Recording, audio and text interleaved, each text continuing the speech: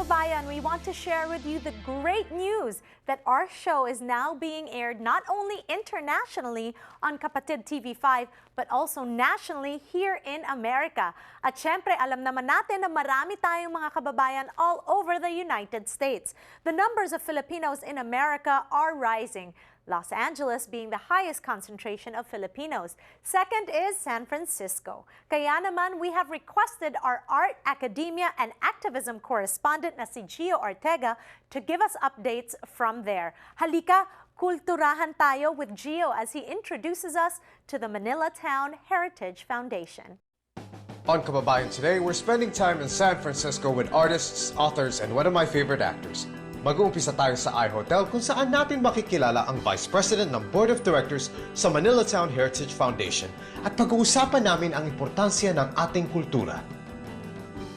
The biggest mission of the Manilatown Heritage Foundation is to remember and to honor the legacy of the International Hotel eviction in 1977.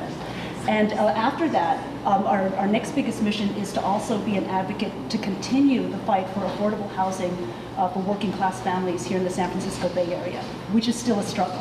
After the 1977 eviction and the demolition of the original International Hotel, in 2005 we were able to rebuild the hotel, and it is now low-income housing for seniors and very beautiful housing. Yes, that's wonderful. Where we're in right now is the Manilatown Center, which is a social community center. So this is here for the whole community, and especially for our seniors across the street. Right. But basically to have performances, to have rallies, to it's kind of open space for them to speak. Art gallery right. as well, like for Kodakan. Yeah, so that brings us to Kodakan, that's presented by Cool Arts. Tell us briefly about this exhibit, which, by the way, you're a part of. Yes. I was very honored and surprised because as Wilfred always says, Filipinos are very, we're here, we're all over the place, but we're also very silent and hidden. So I always felt that the work that I was doing was just like, no big deal. But I was very honored for him to feel that I could be a part of this exhibit and to be a subject. Just basically doing what I do, which is I honor the traditional arts, the tribal arts of the Philippines, and also I'm an R&B and jazz vocalist.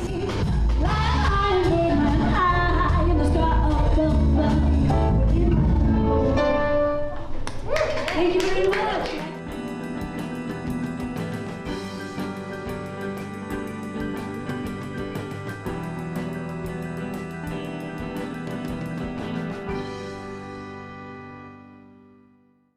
The inception of the project was inspired by archival photos and photos in the book Filipinos in San Francisco, and we were trying to find out how to contextualize Filipinos in San Francisco, presence of Filipinos in San Francisco, Filipino heritage in San Francisco, that we have been here, we're still here, and we're here to stay.